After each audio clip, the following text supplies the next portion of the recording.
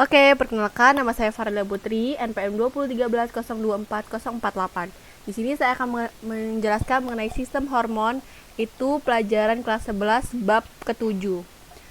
Oke, selanjutnya hormon merupakan senyawa organik yang dihasilkan oleh kelenjar endokrin atau kelenjar buntu yang berfungsi untuk mengatur pertumbuhan, reproduksi pada tubuh, tingkah laku, keseimbangan, dan metabolisme yang terjadi pada tubuh manusia. Yang kedua tuh ada kelenjar hipotalamus. Jadi di kelenjar hipotalamus nih dapat dilihat di bagian situ. Jadi hipotalamus ini menghasilkan beberapa jenis hormon yang disekresi langsung ke hipofisis. Hormon-hormon tersebut ada GNRF, terus ada CRF dan TRF. Itu ada lagi tuh ada hormon ADH dan TSH dan juga hormon oksitosin. Selanjutnya ada kelenjar hipofisis. Kelenjar hipofisis atau kelenjar pituitari ini terletak di bagian dasar otak di bawah hipotalamus. Kelenjar hipofisis ini dibagi menjadi 3 bagian, yaitu yang pertama kelenjar hipofisis di bagian depan yang menghasilkan hormon yang mempengaruhi hormon lainnya, yaitu seperti hormon pertumbuhan yang akan memicu pertumbuhan dengan meningkatkan laju pembentukan protein di dalam sel. Ada LTH, itu merangsang produksi air susu pada ibu hamil. Yang kedua ada TSH yang mengontrol sekresi hormon oleh kelenjar tiroid. Terus itu ada ACTH, itu mengontrol sekresi hormon oleh korteks adrenal. Ada FSH pada wanita, dia merangsang perkembangan folikel pada ovarium dan sekresi estrogen. Kalau pada pria, FSH ini memicu testis untuk menghasilkan sperma. Terus itu ada LH, itu pada wanita itu menstimulasi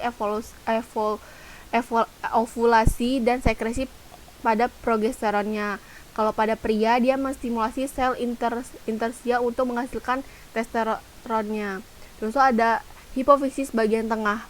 Hormon yang disekresi adalah MSH atau melanotropin pada hewan yang berfungsi untuk mensintesis melanin untuk menyebarkan melanofor untuk keperluan kamuflasenya. Terus ada hipofisis bagian belakang, itu menghasilkan oksitosin yang berfungsi merangsang kontraksi otot di dinding rahim dan sekresi air susu pada ibu hamil. Terus itu ada ADH berfungsi untuk proses reabsorpsi air pada tubulus ginjal sehingga mengeluarkan air dalam tubuh melalui ginjal dapat yang dipertahankan. Terus kekurangan ADH ini juga berbahaya, itu menyebabkan seseorang buang air kecil terus menerus dan selalu haus. Ada kelenjar pineal atau kelenjar cerebri epifisis, itu struktur kecil yang melekat pada otak di atas cerebrum. Hormon yang dihasilkan ada melatonin berfungsi menghambat fungsi reproduksi sebagai antioksidan di dalam otak dan mengatur ritme biologis hariannya. Terus ada juga kelenjar timus. Di kelenjar timus ini menghasilkan hormon timosin yang berfungsi untuk merangsang proliferasi dan pematangan limfosit T dengan kelenjar yang terletak di posterior tulang dada atau sternum. Terus ada plasenta. Plasenta itu menghasilkan hormon progesteron dan HCG yang berfungsi yang fungsinya itu sama kayak hormon FSH dan LH. Itu ada kelenjar kelamin. Kalau pada pria itu ada testis, kalau pada wanita itu ada ovarium. Kalau pada pria itu hormon yang dihasilkan itu ada hormon androgen dan spermatozoa. Ada juga testosteron yang fungsinya itu untuk mempertahankan proses spermatogenesis dan memberikan efek negatif feedback terhadap sekresi LH hipofisis. Terus tuh pada kelenjar kelamin wanita yang di ovarium ini menghasilkan ovum dan estrogen serta progesteron yang dihasilkan oleh korpus luteum yang berfungsi untuk mengatur pertumbuhan plasenta, menghalangi produksi FSH, dan setelah bayi lahir bersama laktogen akan memperlancar produksi ASI pada ibu hamil. Terus ada juga kelenjar adrenal yang terletak di atas ginjal, itu dibedakan menjadi 2 bagian, yaitu bagian luar yang namanya korteks, bagian dalam namanya medula.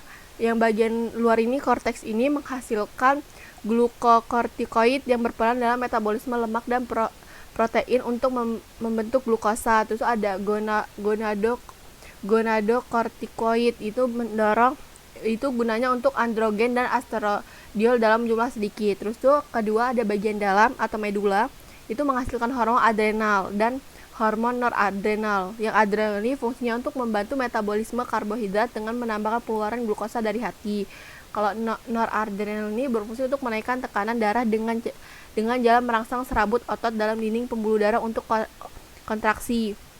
Selanjutnya ada kelenjar pankreas. Pankreas ini pada bagian luarnya menghasilkan enzim pencernaan dan bagian dalamnya itu adalah kelenjar endokrin. Bagian endokrinnya itu ada namanya pulau Langerhans yang terdiri dari sel alfa yang menghasilkan glukagon dan sel beta yang menghasilkan insulin. Terus selanjutnya ada kelenjar tiroid. Kelenjar tiroid ini dapat dilihat di slide, itu menghasilkan hormon tiroksin yang tersusun atas asam amino, tiroksin, dan iodin.